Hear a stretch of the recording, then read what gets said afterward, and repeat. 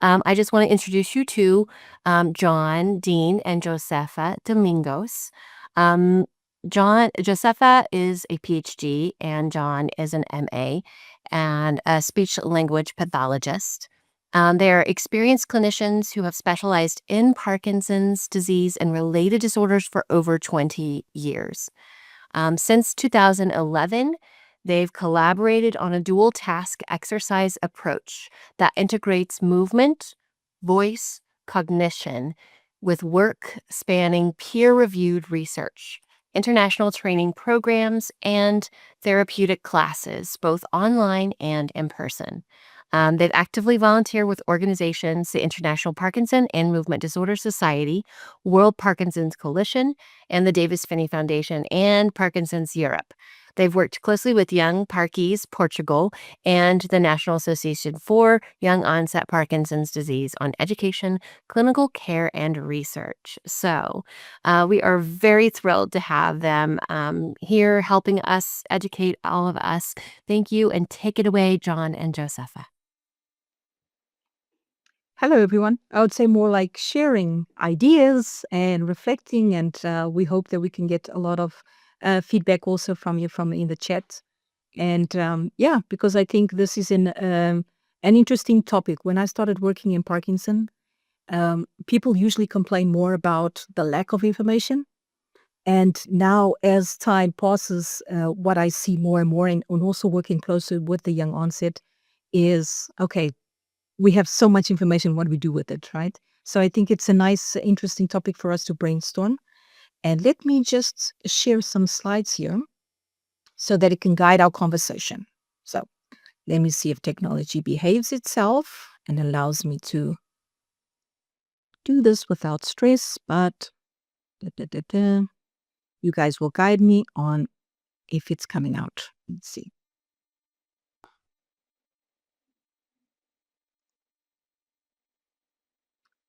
Okay, so hopefully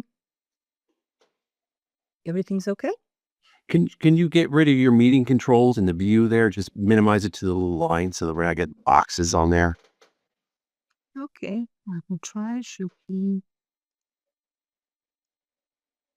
Again, there goes technology. But okay, so if parts of the slides are not completely, if they covered, it's okay. Hopefully, what I have to say might be more engaging and complement. So as I was saying, it was an interesting topic to put together so that we could brainstorm on the extreme situations and what is actually happening currently regarding information in Parkinson. And let me start off by introducing you to Camilo. And Camilo is basically someone, is a person with Parkinson that I have had the privilege to accompany throughout maybe it's almost about 19 or 20 years that we worked together. So we met twice a week. He comes into the home, and so he was diagnosed early on when he was only 38 years old, and then eventually started going to the Parkinson Association, that's where I work. So I have the advantage of having only focus on Parkinson's disease. So most of the referrals that we would receive for people with Parkinson to do physiotherapy is usually related to later stages, to people that are older. And so finding solutions for people with young onset makes us really stop to think, how can we make this differently and so that we can give a better response to care. And when you think about Camilo, it's like accompanying his story.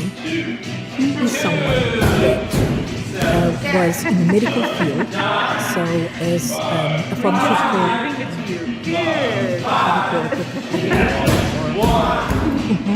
Representative? Yes, a rep. Yes. I'm thinking of the movies and thinking about the codes. But so that means that he actually has access to information. But curious enough, what his strategy for information is basically him thinking, okay, so I will delegate upon you, which is you as a physiotherapist for the companies in the field with Basically, every time that he needs some sort of information or is intrigued about something, he he knows that I will keep him updated on anything new. So he's not actually someone that looks for information. And now let me give you the contrast. Now here is Marco that I want to introduce, and he also is currently 55, also diagnosed early on, and he lives in a part of Portugal, which is in the south, which means he has less access to the health professionals that are more specialized, and the Parkinson Association is in Lisbon. So because of this, I would say more isolated from the Parkinson community, he actually had to dive deep into the information that he needed. And so to the point where he actually published a book regarding how he managed Parkinson with a lot of medical information and clinical tips and stuff.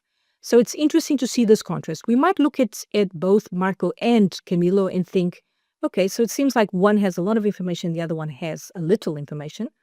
But the truth is, the way I look at both of them, I think that they honestly have the right information at the right time.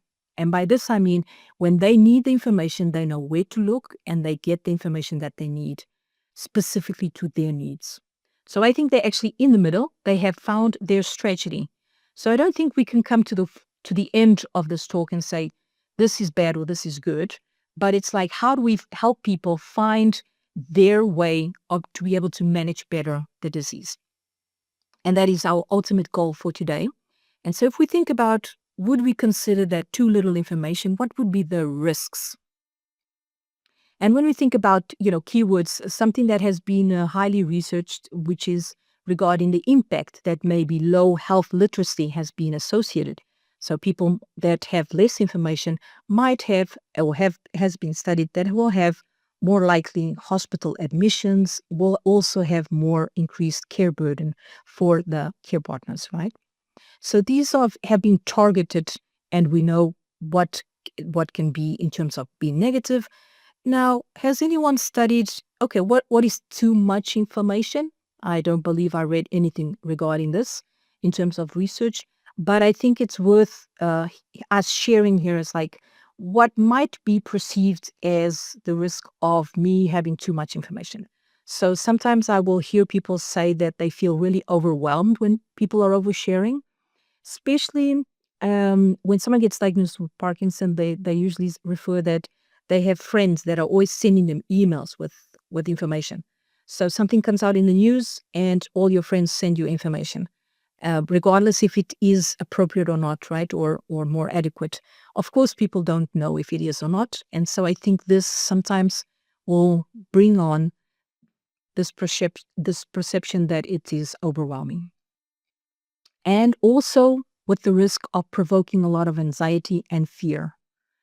I currently have someone that every time she receives an email, her anxiety, which is the main problem she has 3 years of Parkinson's disease, and basically gets triggered. And so what I organized with her was, you know what, how about you don't look at the email, just forward it to me. If it's anything relevant, I will get back to you. Another situation that people have referred to is like, by having too much information, I don't actually act on the information that I get because I'm just collecting a lot of information. So there might also be a risk of misunderstanding what should I prioritize if there's so much information. And we all know how complex Parkinson can be. And this can ultimately also lead to situations where, okay, I can't do all of this, so I might as well not do anything. These are some risks that we can easily think of, but the truth is we can have different perceptions. I was curious to find this research paper regarding, so it was basically assessing the perception of the doctors. Okay, so we had 493 doctors that answered the survey, and about 81% of them said, yes, we get inquiries about information that people read online. This would be, predictable, right? What they also found in this research paper was that this more health information through the internet really has more of a positive impact on how people manage their disease. Okay, so I think there's a general consensus that it is more useful for people to have knowledge than the opposite, which actually has already been targeted a lot in terms of research. What they also perceive that there On the other side, there were some negative things that they mentioned, and this was very interesting for me to share with you, which is one of the things that they found was that there might be more costs on healthcare by adopting inappropriate health services. So by people knowing that they have option A, B, and C, that they might try them all, and without really having a strategy on deciding.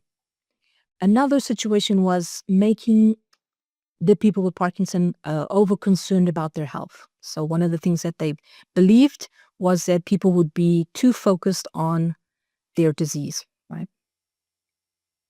And then another situation, which I'll try to which I find very interesting, and we will come back to this idea, which is occupying a lot of time of the consultation regarding trying to understand what information the person has collected. So this was the perception of the doctors, but we can I think about. I don't think there's like one strategy, because people will probably fluctuate a lot between different times as you are living with the disease. There's moments that I think people need more information or need less information. And so this is about finding us a balance of how can I find it when I need it. And I think that is what we still have to define as a community. It's like, how can we help people really access, the right information for you? And you can imagine there's so many variables here that it's very challenging, especially if you want to personalize. I was thinking of a situation like, for example, you have a situation, you go to a congress, for example, you go to a talk, and then you just there's a specific topic which actually you had never thought about, and then actually triggers maybe some, I would say some fear, right? Especially topics that are very more like cognition. And there's a responsibility of who is doing these educational programs to be able to transmit. It's not about a lot of information. It's about useful information, right? What can truly be useful?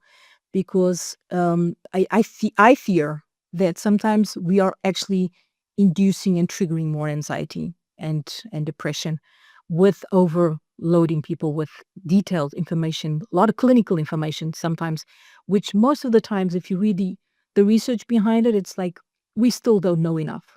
Almost every article ends like this. Further research is needed, right? So there's a challenge in the community about personalizing the information, but at the same point, we are also creating strategies to how can we get to everyone. Now, we want to focus on what type of information could people be looking for, or should we be recommending that people with young onset should be focusing more?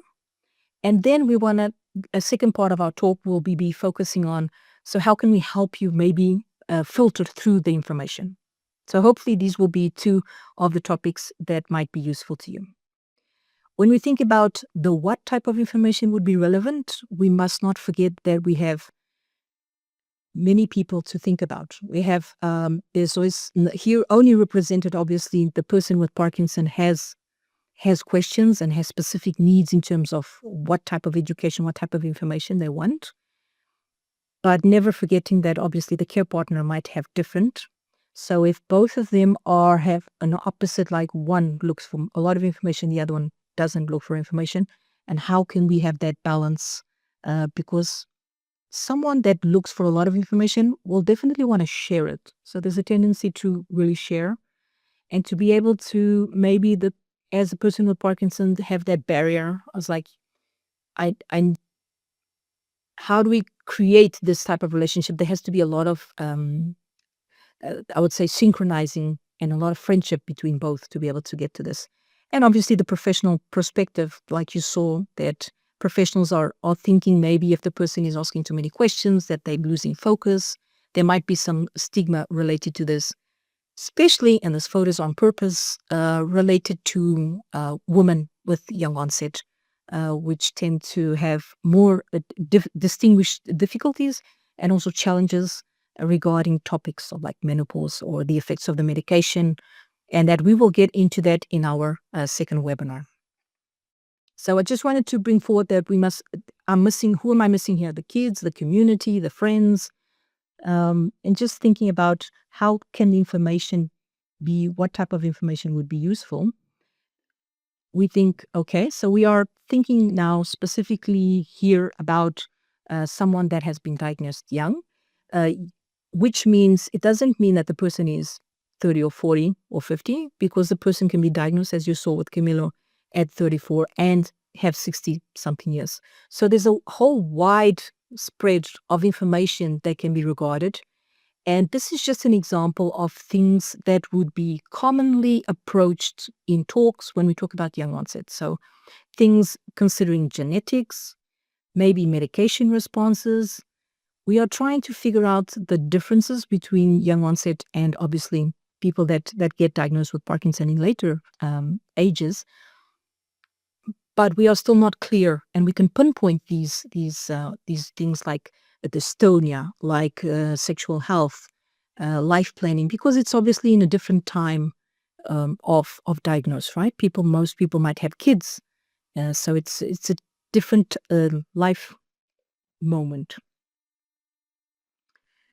So, can we think about what would be relevant if somebody like Camilo was like, should I be thinking about looking up information or should I be monitoring something? Right. So, information serves for that, serves for you to know that if you should be taking some action regarding it. And so, for now, what I usually tell people is like, think about maybe, I usually say your top one problem. There's always something that will be the number one that will ultimately be nagging you throughout the disease.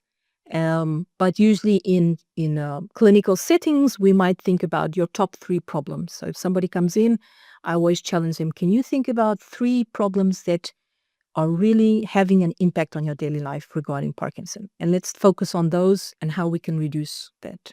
So I think it would be worth, if I'm someone with young onset and I have more a situation, for example, anxiety, the non-motor issues as well, which I also put here. Let's not forget about the non-motor.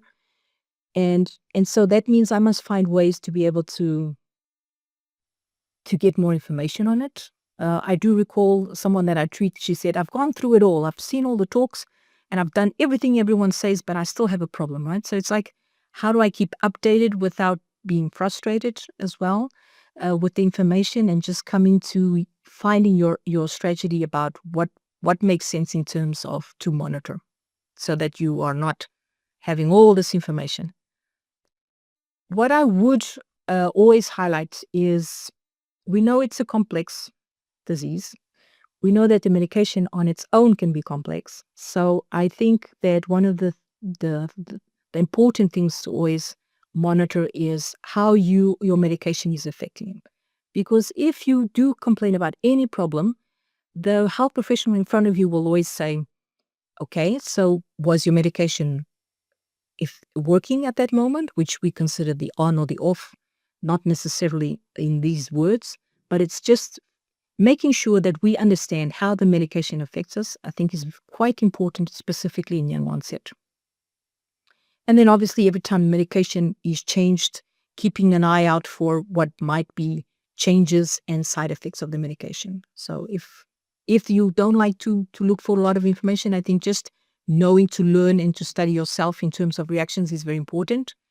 And a key message to pass, and also linking this to what the doctors in that surveying said about, too much coming into the consultation and having too much information to discuss because I think the health professionals, we have one of our jobs or one of our functions or usefulness is to help guide you in these informations, right? So, and to do so, we need to have time. And so in the consultation, unfortunately, the time is so limited that we don't invest enough in education. And it's a pity, because I think it's one of the best ways to help people. So just an alert about how can we be more accurate in collecting information that's objective and that health professionals can really use. And I did want to leave here, I don't know if we're going to share the slides, but this is just one of the ways that I would say almost like a simple diary that I give people that work with me, is if you do have some new problem, or if you have a problem that you want to describe to the doctor in a very simple way, this would be ultimately just a nice way for him to act quickly on it. So imagine if I say, my tremor is better, worse, or the same since the last time I saw the doctor. How is it affecting your life? So maybe I'm going out less. Is this happening in what relation to the medication? So the frequency. So as you can see, you can be really objective in that problem. At the end, the doctor can quickly give you an answer for it or an adjustment adequate for that problem. So hopefully this is something that you can use and it will make sense for you to use. I will also just highlight about some people say that they take lists to the doctor, and I think it helps keep the focus of what's important to you, what matters. One of the suggestions is if you are able to have this relationship with the doctor where you say like that you might provide the list beforehand. So by looking at this, I see where the person, for example, might want to be approached. And as we are going through the consultation, we are talking, I can see in moments where these questions can be answered. So it's just another strategy that might help. Now, if we jump on to, okay, so how should I go about this? How can I look for this type of information? Before we dive into the how, I just wanted to share also with you about common things that people usually tell me about when they're looking for information. And for example, people will say, I don't really know where to look. There's so many similar things. A lot of sources or identifying places that I feel safe, that information is reliable. And then most of the information that I read, I don't quite understand because it has a lot of technical things. These were lists of things that I took note of how people are having, of the way they are relating to the information that they're having access to.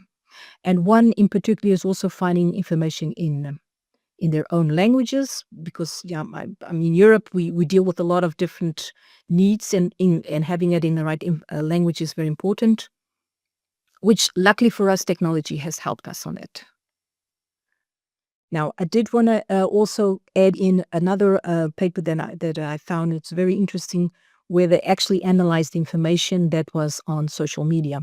So an online patient community, which is quite interesting because it's the voices of people, right? So it's 1,348 messages were analyzed so that we could think about what type of questions are people placing in these social media, in these communities. And what was interesting to see, because this will guide us on what type of information we should be doing talks on, and not just do anything just for the sake of it. So one of the things that was highlighted was treatment, or the most frequently asked questions or related was medication effects and side effects, complementary and alternative medicine, which is very interesting, this topic, because most people might not feel so comfortable to approach this in a medical consultation. What I usually would recommend is, I think we need to have a relationship with our doctors that allows us to be free to ask whatever, because the health professional we have to base any recommendation on science, and that is important because that means that all the doctors will have the same method of the best evidence says that we don't have enough evidence yet, so we can't really recommend anything. But that doesn't mean I will not support your decision on using complementary therapies. So hopefully we can get to professionals that have more open mind, at least to have that type of conversation. And then things that you saw there, like drug interactions, oriental medicine, as you can see, the list is enormous here. Parkinson specific information, so the symptoms, trying to understand what's going on, what's on, off. And then some other that were also looked for and discussed was about rehabilitation therapy, medical supplies, equipment, exercise, which I think exercise now exploded in such a way in the last 5 years that it's probably everywhere. But it's good. I think that I usually see is exercise and diet as well in the social media that I follow. And so this was just out of your just to share with you in terms of curiosity that it's nice to see that we are stopping to try to understand and hear more um, what people are looking for, so that hopefully we can use this type of information to create educational tools like this one today that might be more useful. What's one thing that's very important, I think, to help people is to help them understand how to distinguish if the information is valid and safe, to help them understand if it's a scam, if it's misinformation. And so I think this is also one of our goals today. And I will let John compliment here on how we can do that. How can we distinguish the information? I'll just stop sharing. Makes it easier to go forward if he can push his own slides. Yeah, exactly. I'll pick up from here, but maybe this is a great time to ask anybody there any questions while I get my slides shared. Anybody have anything that's come to mind with Joseph? That was a great introduction, and I think that article at the end there from Korea is really enlightening. Uh, uh, Not nearly as many questions about medical marijuana that I think you can see here. Yes. Okay, well, I'm going to go ahead and share. Go ahead. We should do no, go ahead and share while you're sharing. I was just gonna say I think we should do more and more of this type of research before for educational programs. Really ask the person beforehand, what are you looking for, so that we can start thinking about not only personalized health but personalized webinars. Yeah, it's funny you were talking about having people filtering their emails that they get, because I think everyone gets a lot of helpful emails. Hey, this might be a cure, and then you find out it's on a zebrafish or something like that, something not useful at all. And I think that's something that we could probably turn into a chat bot. If the filters it through, like, oh, this is great, and then it sends a nice reply like, "Thank you for sending this," and it puts in your spam folder or something like that. Important to recognize when people are looking for hope, and so I think it's always valid to just try to, okay, I know we're looking for solutions, and it's always good when the science goes forward, but we have to keep that in balance about what we can really do with it. For sure, and especially something that's early on, does put it on your radar to keep your eyes open for when it has the first trials on it. So if something is showing up in an animal study, it's not going to be a medication immediately, but it may be something that is studied in some early trials, and you can go to clinicaltrials.gov. So I 100% agree with that. I'm going to go into a little bit about some of the resources and maybe how to evaluate them a little bit. So, starting with the fact that we really need to make sure that we're focusing on reputable resources that are established in our community. I think, unfortunately, for better or for worse, AI and other tools has allowed a lot of people who may be less savory to be more competent than they really look, and I think that's something we got to be very cautious. So, when you're looking for sources of information, I think the first thing that you might consider is, does my own healthcare provider have something? So can you get something from a good health professional? And if there's not one that you're working with, but maybe there's one in your region, or there's just somebody at a recognized whatever, that's good. Certainly the internet is another source, and it's a double-edged sword of great information and then terrifyingly bad information. And then the communities that we have formed. Sometimes that could be a support group. One of PAR's support groups could be a good example. Sometimes it's an exercise class, which all turned into our own little support group, our own community. So if you're doing one of PAR's classes in person or online, those can also be good people to pick their brains for who they're working with, who their doctor is, stuff like that. And then there are online communities, and we're going to get into that in a minute here. So starting with the health professionals, I think it's valuable to make sure that your doctor's helping you process the information. I think that we were kidding around about Dr. Google more than a decade ago, but it's become so much more sophisticated that you really need a medical person that's not just the training's great, cool, but also seeing what you're dealing with, because they work with a ton of people living with Parkinson's, and they know the difference of how it might affect someone with young onset Parkinson's, what we now call early onset Parkinson's. And so you got to process the information that they've obtained and maybe also point them towards better resources. So your doctor is your first best choice. A lot of times, if you're at the Center of Excellence there in Colorado, they probably have some resources. I know they do regular symposia and they have some online materials. And again, I'm sure that quite a number of them probably point you back to the Parkinson's Association of the Rockies because, as a reputable nonprofit, they're also helping you filter and identify good materials. The internet is, again, the best and the worst of things. I do think that if you're looking online, I think starting with really well-known entities. So the International Parkinson and Movement Disorder Society, or what we used to call MDS, is the largest governing body internationally for healthcare providers that focus and specialize in Parkinson's. So if you work with a movement disorders neurologist or a movement disorders specialist, and that's someone who's a neurologist who went through some additional fellowship training to be specialized in Parkinson's, they are almost positively a member of the MDS, and there's only about 13,000 of us around the world.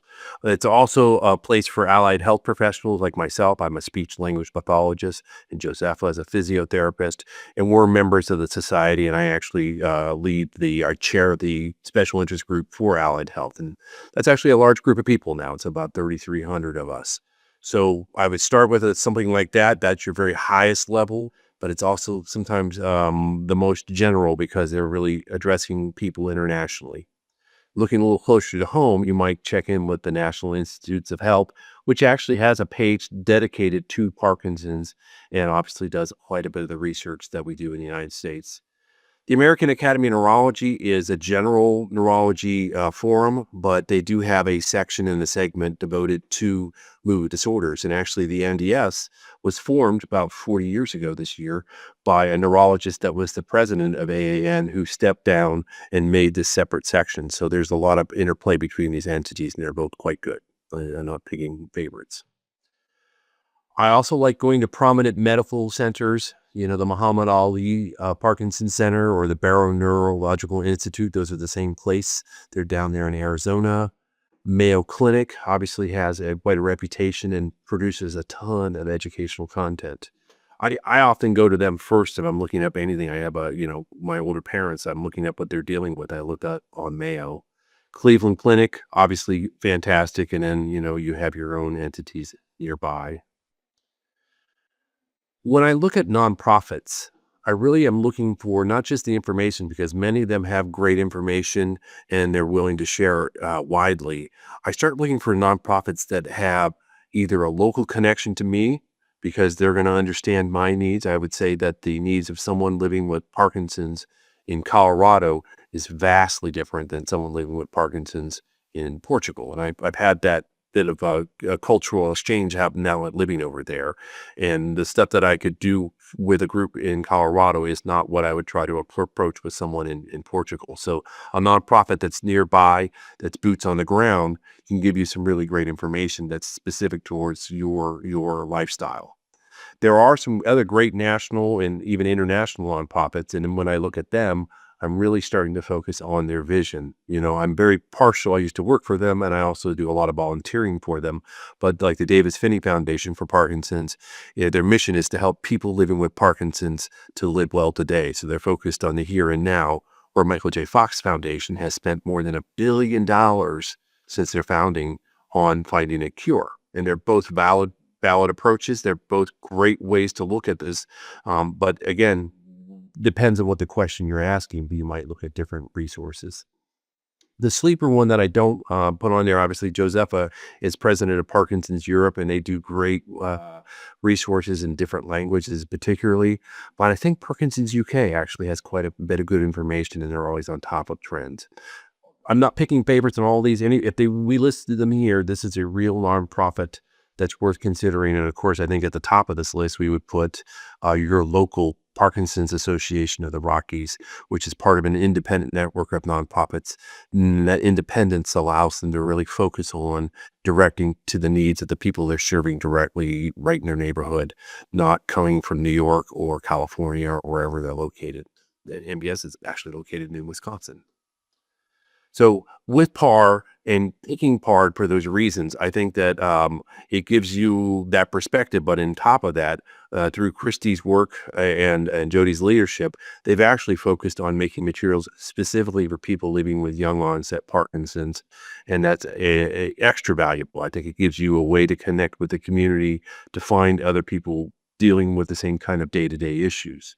The experience of someone who got diagnosed before the age of 50 is quite dramatically different, and the issues they're dealing with day to day is quite different. So it's nice that they have this resource. Um, Again, I made my joke about Dr. Google, but I think Dr. ChatGPT is coming heavy and on those heels, or hot on those heels. And it's one of these things where you have to be quite careful. I was actually involved. I was doing some contract work with a startup that's now gone. They did not survive, and I was building content, and then we were comparing it with ChatGPT. And ChatGPT, this was several years ago, was doing a lot of crazy stuff that we were really worried about. Gotten a lot better now, but you have to remember that they're hoovering up information from Reddit and Facebook and anywhere it can find. And so sometimes the resources aren't reliable. And then this hallucination, that means that they are very confidently providing information that's incorrect. And that's one of the biggest problems is the voice of ChatGPT sounds so confident and reassuring, but it does that and can say complete garbage. And if you don't know what you're looking at, that could be very dangerous.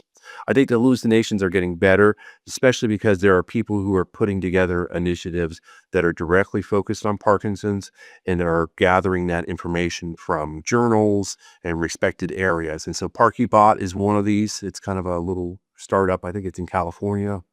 And you can ask any of these questions. The answers aren't incorrect, but as I pointed before, they're not necessarily perfect.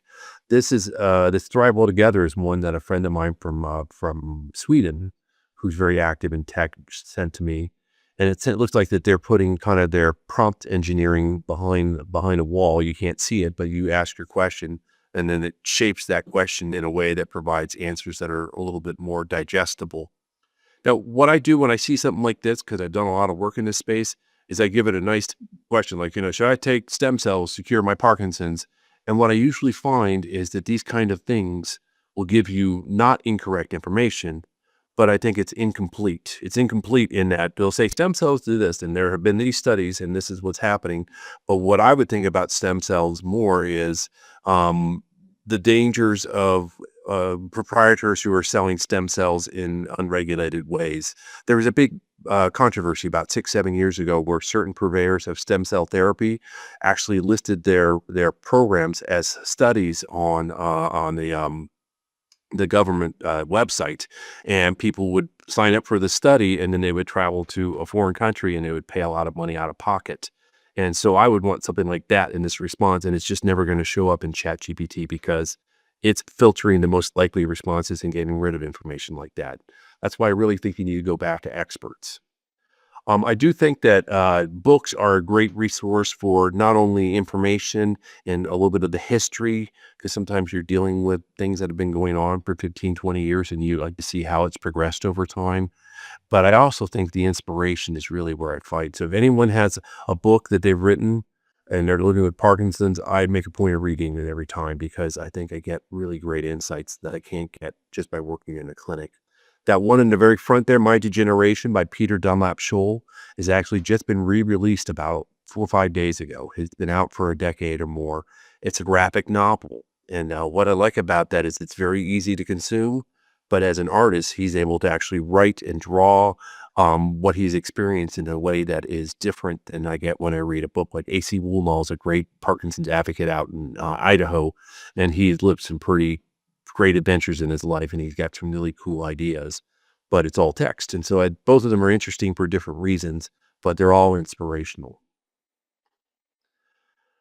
If you are having a hard time trying to keep up with stuff where the searching is exhausting, one thing I recommend is finding some topics that you think are important and setting a Google alert. And I have to be honest, I probably should get rid of some of mine. I think I have about 30 by now, but I'll have one with Parkinson's and voice, and Parkinson's and exercise and Parkinson and technology. And so every day I get a little digest of the top articles in those topics. And it allows me to kind of quickly go through and see what's out there without having to do a general search every time. So Google Alerts is a very powerful tool. This is a good example where you could have Parkinson and your main issue that you're dealing with, right? So you keep focused on things that really matter to you. 100%. And actually, I think taking that lead, Joseph, of finding your exact issue, it's a great way to get on to that. And then maybe when that issue is not as nearly as prominent, maybe you've addressed it with your rehab, with your PT or OT, or you addressed it with your doctor. Maybe you cull it, you get rid of it. I'm not very good at getting rid of them. I like reading all this stuff. I read a lot of these every day. Um, One other area, if you want to kind of make it a little easier or simplify some of your research, is there are a number of aggregators.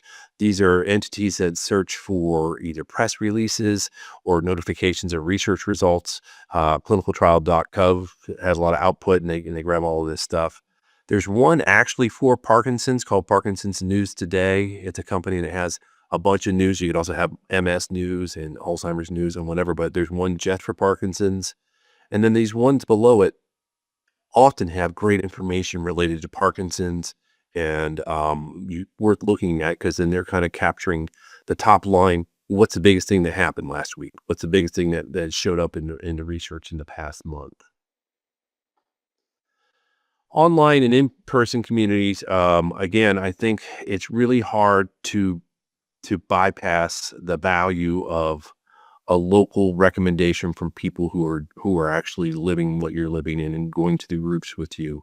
If you're in a community, particularly if you're not right down in Denver, if you're from Almont or you're somewhere out in Firestone or down south or wherever, nothing better than talking to other people living with Parkinson's and seeing what kind of experience they've had with their doctor. Maybe you get a recommendation for somebody that might fit your style better, or what's a good class they've done, or who's their favorite PT or speech therapist. And I think that's fantastic. And then these groups will also keep on top of what's happening in the area and bring in expert speakers to talk about great topics.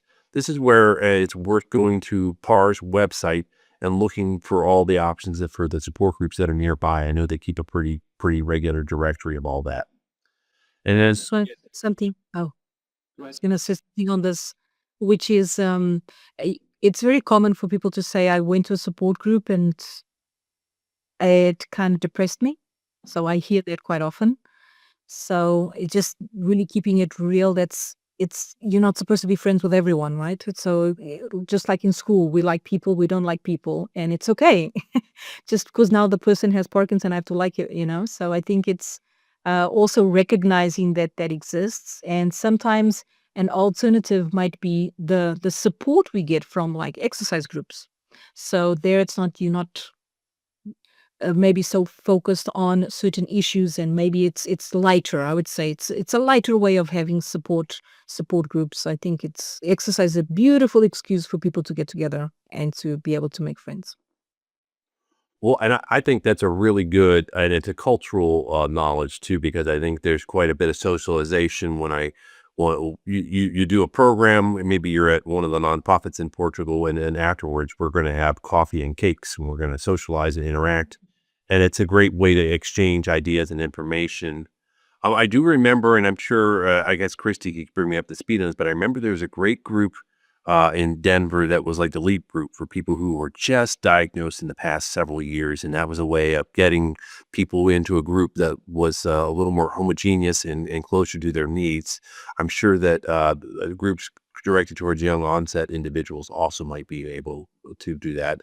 There is a risk sometimes when you go into a support group, that maybe you see people who've been dealing with this longer, and initially it might be a little bit unsettling, but once you get to know them, you really understand what a great community this is. Anyway, everyone gets ensconced, but everyone has to kind of navigate that way they want to handle that. There's no right or wrong way. You have to find the community that feels good for you and the information you need, and beyond that, you have no responsibility. So that could be your exercise class for sure.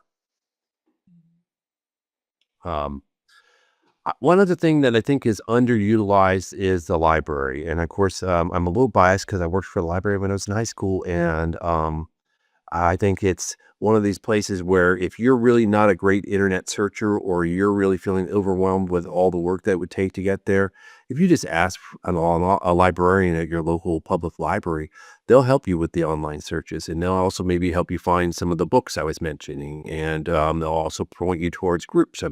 If they're doing it right, they'll probably point you directly back to PAR.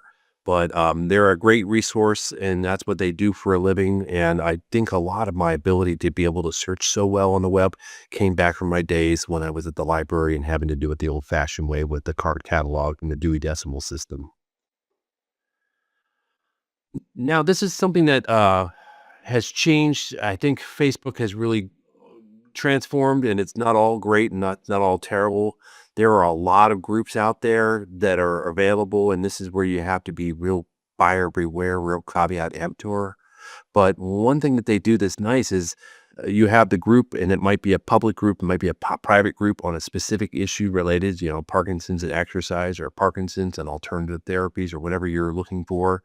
But a lot of them now actually have messenger groups, and Josepha has particularly really innovated the use of a WhatsApp group. WhatsApp is an app that allows you to call numbers, but we also can text. And it allows for everyone to it's like a text chain at that point. You can all add your 2 cents, and you can be involved when you want to, and then you can go back and review what everyone said when you're not up for it later on. And it's a nice innovation. The only caveat is that this business model is monitoring you and finding better ways to sell things to you. And that's not a Parkinson specific thing. That's just the reality of technology. It's a surveillance capitalism. So you have to maybe measure what you're going to put into those things a little bit, just because it's not private. Even on other apps like Signal, it's not actually that private. Mhm. So, this is your group. Do you want to talk about it? Yeah. Yes. So, what I wanted to share with you is I've always, throughout these years working with Parkinson, had people with young onset on my caseload, right? But never all together at the same time. And this is something relatively new. This is a project that has now three going on to 4 years. And I think it's in line with what's happening internationally, where we decide, okay, we really need a more different type of resource, different type of activities for young onset, and these groups started being built. So we created a Young Parkers Portugal. So basically, it's a young onset group, which by definition is only we just use age as a reference, but anyone can join, obviously. And what was interesting, we usually hold trying to figure out what type of activities would make more sense. One of our strongest activity that has always the most popular adherence is actually a weekend boot camp. So we come together at least once a year in a weekend, and we select specific topics. We don't overload people with. So it's not the goal is not information. We might have 1 or 2 talks in the morning. We'll have an activity. So we make it light because the ultimate goal is a socialization and for people to build friendships. And Portugal is, it's a small country, so it's like people can get together out of that context of the boot camp, but it has created the strongest relationships. So it changes. It literally, people are using the words, it changed my life going to this event. And in a way for us to keep in contact is we created a WhatsApp group. Now, what's being fascinating, me participating in this group, I'm there as one of their friends. So it's not me assuming any role of health professional, but at the same time, I also help guide some of the information. So if something maybe that might come up that I feel that there might be some risk in the information that might, when I say risk, is influence other people that might be in a different place. I try to come in, and say, you might want to discuss that specifically, things like medication. When someone says, "Is this medication good for me?" It's like medication related topics. I think are the ones that might be more in need of some guidance. And so I think what we've learned is I think it's helpful, and I'm going to target this as a research study. So I'm going to then maybe do more objective assessments. But for now, what I'm finding is like having a health professional involved in these groups, I think is relevant. I hope, and then sometimes I will place specific questions, or if I go to a specific congress or learning, I will share with the group as well. So there's a lot of interaction. So it's more about what people are sharing, definitely not about me. And what we find most is how people are what type of information they're asking for, how they connect after. So I find it is probably one of the most useful tools at this moment. Even I can share something that was very specific to yesterday. So we had in Portugal, we the lights went out in Portugal, in Spain, and in France, right? And ultimately, in that group, we immediately had all the information from different perspectives of the country. So even information that's obviously not related to Parkinson, we discuss many things, and I think it's people find it. John, if you put the other slide, I will. People find different ways of really sharing what they think about the group. And this is Martine, and she shared with me. I asked her, "Can you give me a quote on what you think is the best thing?" And she said the best thing about the group is knowing someone is always there to listen and to reply. So there's always some comment, some comfort word. And it's also a reminder of what not to forget, which is exercise. She actually does not like to exercise, but the group has influenced her in the sense that okay, if everyone's exercising, maybe I should do it as well. So I think I find it at this moment one of the tools that requires more research. So we have to know. I did have some people that said, "Oh, there's too much information. It makes me anxious." But I didn't. What I suggested to these people is like, you know what? I mean, people like to share information. If you feel that it's too much, maybe don't go there for a couple of days. So it's easier for me to say don't go there than actually go to the group and say, "Hey guys, can you please share less?" It doesn't make sense, right? So it's like people have to be, just understanding that it's impossible for us to have a strategy that will make everyone pleased and happy. And so it's just good sense guiding people, and that's why I find it very useful to be present. Yeah. Yeah, about 10 years ago, I was at a program at Stanford called Medicine X, and unfortunately, that conference is no longer available, but it was brilliant. I went there several years, and they talked a little bit about the beginning of these kind of online forum and to extend that to these groups that you're talking about. And they end up being fairly self-regulating, where maybe there's some stuff that gets a little far afield, but then it seems to come back into its own, and it's nice to have it there. I do think the immediacy of the messaging is very nice. And again, your people can disappear for a while and then come back and catch up on it and not feel like they've missed much. And so I think it's a great solution.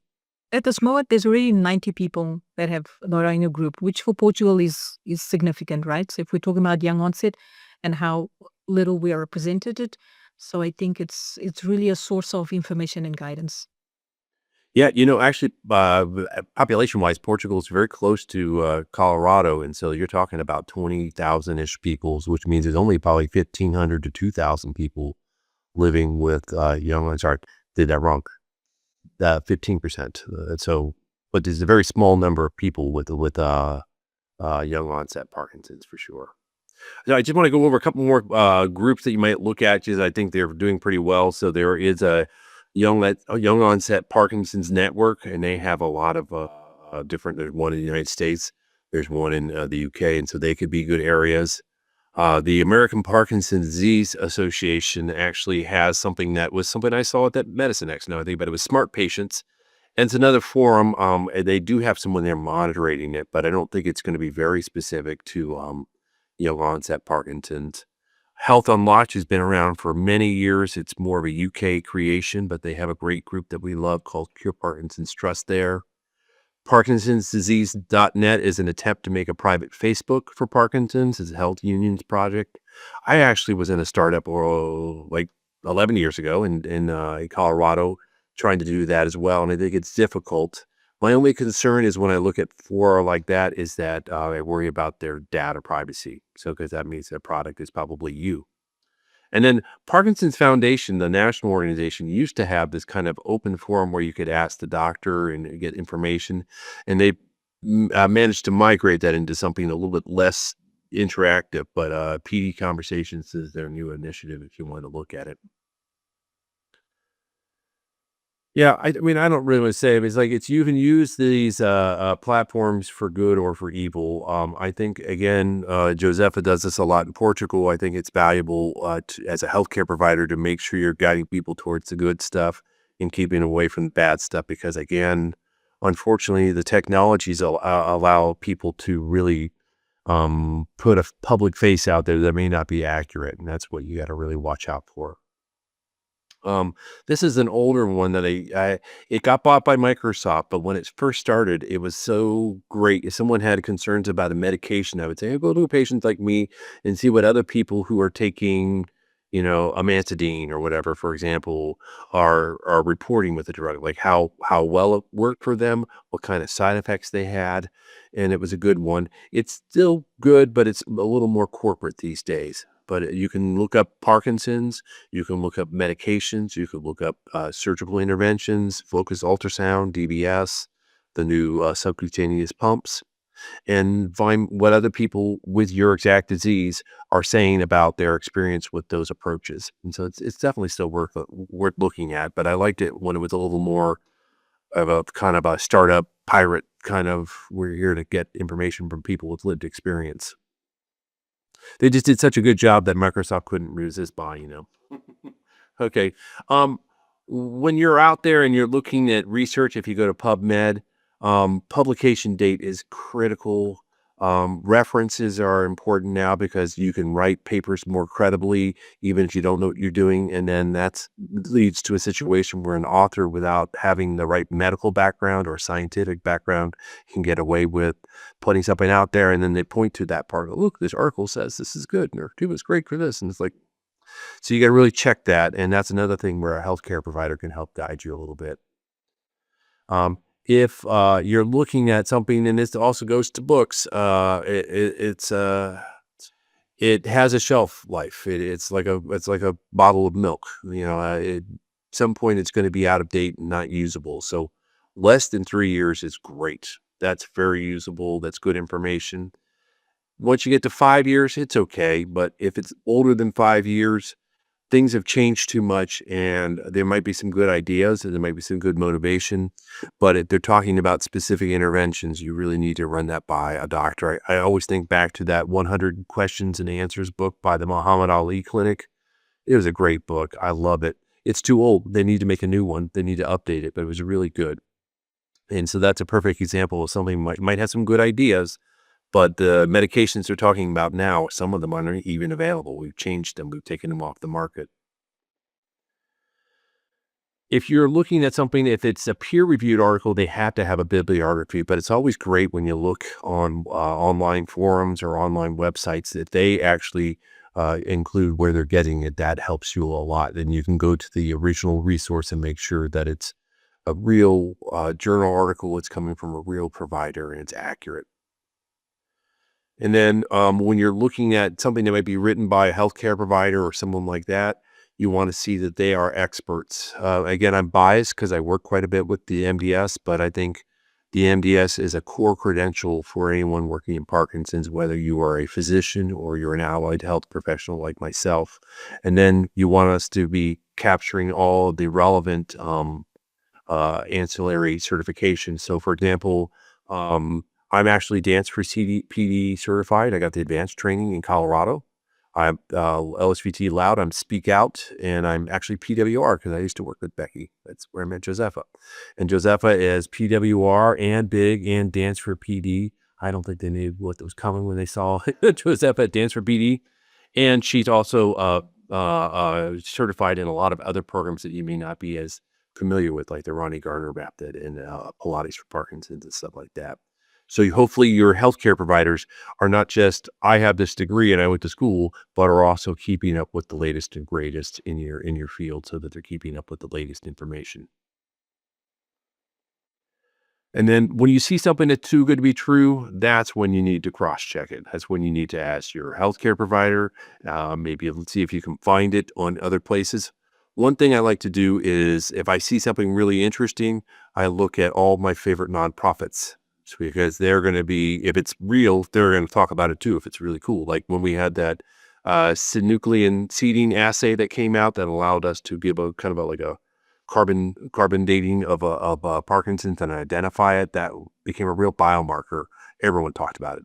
So that's the case, and you see it in places that are reputable. That's a good sign. If you never see it anywhere but the site where they're selling stuff, you can do the math. Yeah, again, hidden agendas are everywhere. I mean, if it's an educational thing like this, that's great. Are they selling something? That's a problem. Did they have a particular viewpoint? Like if someone's saying like what your doctor doesn't want you to know, that's terrible. That's a very bad sign. So if they only have testimonials and John says this is the best thing he's ever used for Parkinson's. Again, we're all sophisticated enough to see through that, but sometimes in the hopes of finding a possible option or a new path towards something that can help you with your Parkinson's, I think people are always looking for something, and there are people who are willing to sell you something, and I think that's regrettable, but it's reality. Anything that says, it's a cure or it's a miracle. And I told you before, your doctor doesn't want you to know about it, or your doctor doesn't want you to know. Anybody who's insinuating that your doctor is keeping you sick because you're a good, profitable business model, that just doesn't compute in Parkinson's. If there was a cure for Parkinson's, we would be hearing about it yesterday because that doctor would be getting a Nobel Prize and everyone would want it. I see this more and more where I see someone with a PhD or an MD, but then you go in it and they're a cardiologist or they're, PhDs in, literature or something like that. So if they have credentials, you also kind of want to see what those credentials are and where they're getting them from so that it's actually somebody that's got the right background. And if they don't have credentials, it's not the end of the world. I mean, I don't have a PhD, but I still have the background. So it's not like not having credentials is the only criteria, but it is a red flag and you want to look further. Yeah, anything that's too good to be true. Benzie Kluger, who used to be at the University of Colorado, really cuts through the noise on this. So you're looking for feedback that's external to the website that you're looking at. You're looking for people that are giving you information from credible sources. Hopefully that's your doctor. It could be other entities that are looking at that same product or concept or whatever. But anything that's too good to be true, especially if it says, oh, it takes care of Parkinson's and ALS, it's like, well, those are completely different diseases. That's a red flag. Yeah, Josepha, you want to come up with the key messages? I feel like I'm talking a lot. Well, it is a webinar. Just okay, everyone. So I really hope that we can transmit key information. One is obviously that we know that there's a lot of online and in-person information that is being shared. And it's just raising awareness that sometimes information can be harmful. And how do we help protect people from that? I think that is the next focus. As I said before, we come from a world where people were lacking a lot of information. Now we have a new problem, which is actually a good problem because I prefer that people have more information than none information. But so this literacy and getting information on your disease, I think is something that that should, there's a responsibility from, I would say, the health professionals to be able to guide you in a better way. But there's also a role for the person living with Parkinson, which is also being open to get that information and choosing well the sources that they are looking for. So I think there has to be both sides really looking into how we can better help and guide people get the right information at the right time. Very good. You said it perfectly, and we'll close it here with Camilo working with Josepha. Camilo is bionic and amazing, and I can't believe he's had Parkinson's for how many years now? He's going on to 22. Yeah. Yeah, and I mean, I've ridden bikes with that guy. He's amazing. So I'm going to stop sharing. Maybe if anyone has any questions, we can answer. I know we're a little bit over, but if anyone has any thoughts, we're here to talk.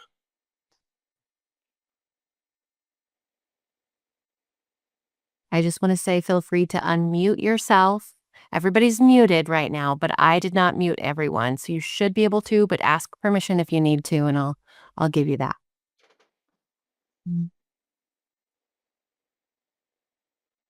I have a question. Sure. Or a comment than a question, really. Shortly after I was diagnosed with Parkinson's, I did the Google Alert thing, and I got way too many. Sorry, my video's off. Sorry, I got way too many way too much information as far as like it was cool to see like the new stuff coming out and the new treatments or whatever, but also there's lots of the downside, lots of the sadness and the hard parts, and so just kind of to echo a little bit what you said earlier about you can sign up for all these things, but I went down to like once a week instead of like every day. It was a little more manageable. So You're a better you man. don't, it's not on or off, and you can like minimize things or whatever. Yeah. Again, your restraint is probably good. You're a better man than I am for sure. And I do think that it's not that smart. Sometimes for forever, I was getting alerts about Phil Parkinson, who runs a football team in the UK. So you got to tweak it a little bit and eventually get to the right stuff. I do think keeping it targeted, just doing Parkinson, with a star, which is like a wild card operator, that's too big. So you got to do something really hit your world. And then maybe once a week, maybe that's what I'll do. But I don't know. I'm afraid to give it up. I was gonna comment, see that in one of our groups we have someone that she got diagnosed maybe 2 years ago, and at 6 months she was like, "What do I need to know?" So, and she literally reads everything about. She's become a nice voice in Portugal because of that. But everyone, and then sometimes I hear the others comment, "Oh, she scares me," because she's so knowledgeable. So now they're afraid of her because it's like she just knows she's just gonna say too much. And it's now I find we have a new problem. It's like, how do I help people that don't want to know too much, right? How, because everything is just exposed. You go to a conference, you get all the topics even if you don't want them. So how do we make that selection is definitely the new problem. Yeah. Yeah. Steve, can I just ask though, what is your best resource? 'Cause it sounds like you're trying to get informed. What do you like? What is working for you? Um, so I still get the once a week thing, and uh, I get emails from the um, movement disorder foundation or something like that. I forget. It could be. Yeah, I get a couple of emails from different places that I've looked at and trust. Um, and like the webinars that we have here with PAR. So I've scaled way back. It's been about almost 8 years, 7.5 years since I was diagnosed. So at first I was like loading up all the information I can probably possibly find. But now I'm like, I kind of backed off. I'm like, okay, I know what I need to know for now. And if I need to know something specific, I'll go searching for it or ask my doctor. Or ask his wife, who Or works for PAR.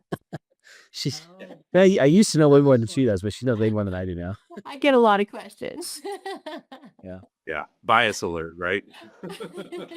No, yeah, no, I like the idea of getting the emails from the nonprofits too, because again, the big stuff, once it becomes visible, the big stuff comes for all of them. So the nonprofit that fits your vision is going to give you and keep you informed of what's important and not necessarily inundate you with noise. So I think I like that. Okay, well, good. Very interesting.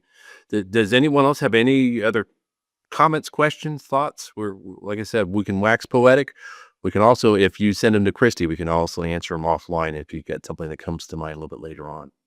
I'm not driving anymore, so I have a Okay, good. I have a comment or a question. I don't know. Um, Here, I'll undo my video. Nope. That's okay. Okay. Oh, there you go. Yeah. Um, I find that I have a lot of information. Well, I read a lot of information, and I get it. But when I go to places, I find people asking questions that they should probably know the answer to. And it's overwhelming to me. Like, because I take the time to be informed on my disease, but they're not taking the time to be informed on their disease. And it's overwhelming because you find, like, there's a support group that I occasionally go to, and I find that when I go there, it's usually because I need support. and I think I'm going to get it, but then I usually end up teaching the support group. Yeah. Any suggestions? It's tough. You made me remember one of the people with Parkinson, Sarah Rigger from Sweden. She said, I go to the doctor, and she was talking about the doctor, and I know more about Parkinson than him. Mhm. So she was very desperate to find a neurologist in Sweden because she did a PhD with Parkinson, right? With regarding Parkinson as well, while living with Parkinson. So it's very interesting to see that when you have more information than in this case the support group, I would probably imagine the ideal world is you could get another support group with the same characteristics, which it probably is difficult because, we put young onset, we put everyone together. But what we really is realizing now is that people have different profiles. So what you have there is probably people that are not seeking information versus people that seek information. And these are two distinctive profiles. That the girl that I was talking about earlier, where she's looking for a lot of information, she often feels that she's out of the group but she finds her tribe, like it's 2 or 3 people, they have the same profile. So what I did at a certain point was, hey guys, how about we form another WhatsApp group? So these are, and I said, like, information seekers, right? So we clearly defined, you guys will probably identify each other here. But again, that's the advantage of me being in the group and understanding these people connect better, so I can actually so I don't know if the person that's leading the support group maybe could identify 2 or 3 that would make more sense for you to connect and make another group. I don't know if that's feasible. Yeah, that's also the one thing that I was going to mention to Kirsty is, like here, we as young onset people or people that are moving, into our late 50s that were diagnosed young onset and have had this disease for, 7, 10, 15 years and are still, active, don't have a support group unless we find it like within, like you're suggesting. It's difficult because the young onset support groups and stuff are kind of, you get the newer people or the people that are not so well informed. You want It- APYOPD support group, right? Right. Well, mid-disease YOPD support group, Yeah. This is where I think it's like you guys said, it's such a challenge to find the right fit because we tend to lump everyone who's young onset together, and it is a challenge. That is so true. Mhm. We felt imagine even this example of our boot camp because it's such a success. And now I'm thinking I have to divide it because I want people like between their 40s and 55s together. And even if you young onset, but you are 60, 65, 70, you probably have different needs, you have different questions. So it can't be the same program. What I find as a professional, sometimes when we mix everyone in the breaks I give the exercise and we have breaks, it's interesting to see how people get together. Like, so they find, those people, they connect with people, they connect those friends that I said, you're not going to like everyone, right? So it's, yeah, inside the group that you have contact in person, right? Because in terms of technology at this moment, maybe you won't find someone directly where you live, but maybe online, it's possible for us to get different people that are similar in their needs, right? I see that a lot online too. I think I see there's a Parkinson's research interest group, and it's people living with Parkinson's who are very, very dedicated to looking at the research. I'm sure that I'm sure you could find a segment that would be more, like I said, had YOPD, but I've been here for a minute and I'm done with the intro questions that you're going to ask your doctor in the first 2 to 3 years. I think that's I would highlight the women's group. There's a young onset women's group that I was part of. And I'm laughing because the topics are very particular, right? It's completely different. And actually coming together, they actually got together and wrote a paper. So we actually transformed that knowledge into research. So it's as you can see, it's like people that are really informed to the point where let's share this. Yeah. I was actually in a hackathon for a group like that where they were specifically building the app to notice the impact of the menstrual cycle on Parkinson's, and that's only going to be affecting people with a younger onset Parkinson's. But it was a great. It's still going. That app is still out there because it was that good. All right. Again, we can talk for a long time. We're happy to talk for this is our area. We hope we can be sharing information. Does anyone else have any other questions? Yeah, I have I guess, comment question. I am a, sorry, this is, there we go. Um, I'm a caregiver of sorts. My wife was diagnosed a couple years ago. She's far more informed than I am, and it's hard for me to even know where to start because, like, I know some stuff just through osmosis, been to a lot of doctor's appointments, and then it's really hard for me to know, like, I get overwhelmed. I'm already overwhelmed with everything else in life, and then it's like, well, how do I even jump into trying to find out anything that my wife is already more informed about? And so it's just really hard to know, like, how to jump in to a specific topic or what can be helpful. I don't know. Anyway, not really a question, but maybe a frustration. I can share another frustration from a person with Parkinson with that she would complain because the husband wouldn't want to know anything. So I think just by being here and showing that interest, I think that's already very that's that's awesome. I think if do you feel that when you have a question and you ask your wife about it, you feel that you should know about it? That's this Yeah. Yeah. that, It's but wouldn't she be a source of information? Or you feel that maybe you should get another perspective on yeah, I mean, she wants me to be more informed than I am. And it's difficult to, because she's doing her own research and she's already immersed in that. I think there was a little bit, especially for these first few years, aversion to even looking into it. My grandfather also suffered from it. Um, so I kind of know what's maybe coming down, in 10, 20 years. Of course, this was a number of years ago. So I think there was a bit of a aversion to wanting to look into it because it felt so doomsday-ish. And so now I'm trying to maybe get up to speed or even know what's helpful now that she's already kind of gone overboard with maybe even too much research. Yeah. How long ago was she diagnosed again? Official diagnosis was maybe a year and a half ago. The DAT scan came in like two years ago, about so maybe 2.5.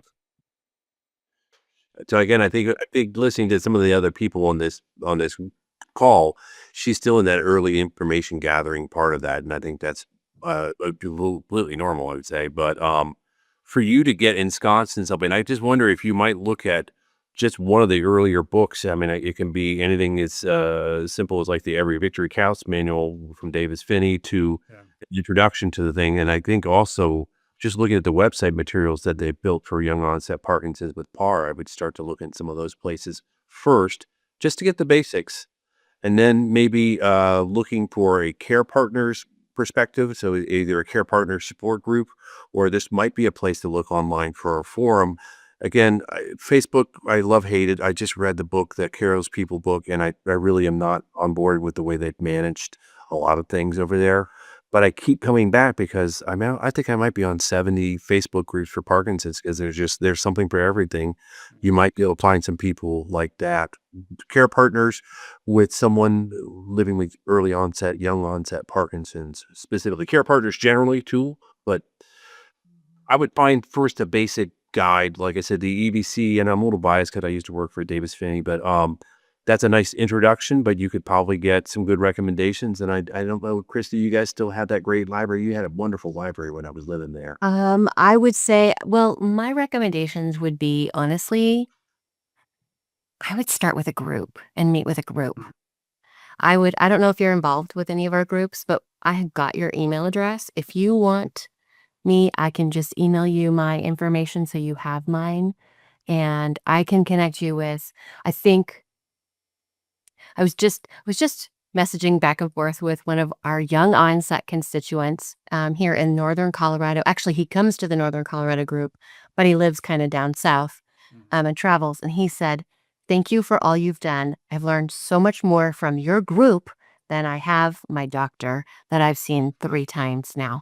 And so I would say that, yes, we have a lot of anecdotal things, and so you kind of do have to sift through, but like the good thing is every care partner is invited to every meeting.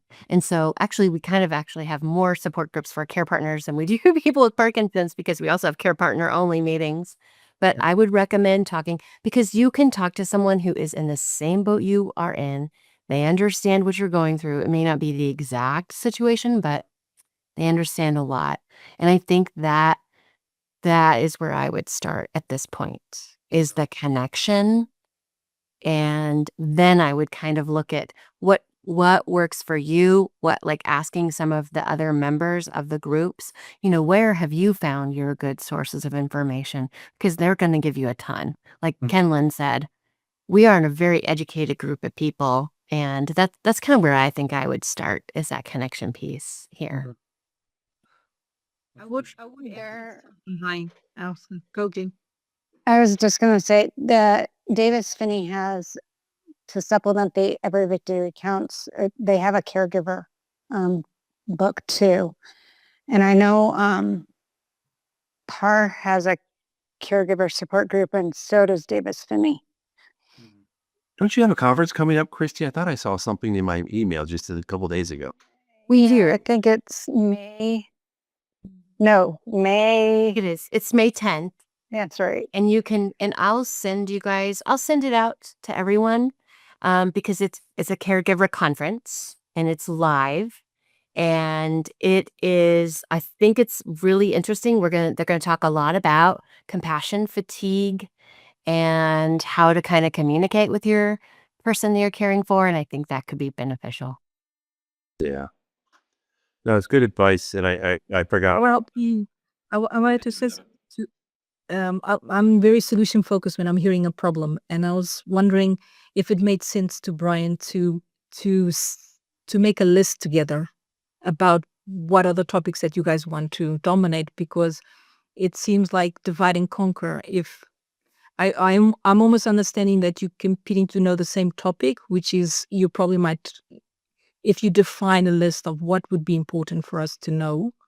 It just seems like a better strategy than trying to find your way around different resources if you are discussing the same together. Obviously, I don't know you, I don't know your relationship, but it seems like you guys need a strategy together about what makes sense to look for, because you there's so much information regarding Parkinson, like what makes sense for you as you live with the disease. Yeah. You're going to read there's little resources. I think I know everyone here is obviously giving you a lot of lists of resources, but specifically for young onset, we are still lacking a lot. We are still lacking practical, useful information, I think, if I really had to be honest. Yeah. I mean, even But I don't want to take the hope away. You can just, email people that you know might give you an answer. So please feel free to reach out if we can be helpful in any way. But it's about finding that strategy with the person. What exactly is, when she wants you to have more information, what does she mean by that? Is it because you're not listening? What's going on behind there, right? You see? Yeah. I did want to share something with the group, which is one of the publications that came out of that women's group. He actually reinforced a new term that we were trying to bring forward, which is the journey partner. So taking away the word care, and so instead of care partner, journey partner. seemed something that the community was trying to push forward as a way for we in this together and not you taking care of me. I don't know if it makes sense, but I really love that unique change in that paper. I do too. Reliable resource, right? It's from people with lived experience who managed to put it together into an article. That's really This takes away that responsibility. Like I have to know. No, this is a team. So yeah, hopefully with that's- downs for both, for sure. All right. Well, this has actually been a great conversation. Again, we will continue to talk. Did anyone have any other questions? But I loved our presentation. I'm very happy with it. But this has been a very interesting application too, right? the assessment is from the group. And Yeah. thank you so much to both of you. This was phenomenal. And I will be sending out, once we get this uploaded onto our website, I will send out the link to you guys and an exit survey to help us understand what would be a good time frame to do the next portions of this, because we have 2 others planned in this kind of, would you call it maybe a trio of webinars? And we look forward to seeing you guys again and anyone that you think might benefit from this. Thank you so much. We appreciate you guys, John, Josepha, and I look forward to connecting with you guys. Please, I am callable. I am messageable. Please, that's what I'm here to do. So do not hesitate to reach out to me if you need anything at all. Thank you, everybody. Thank you, everyone. Thank you so much.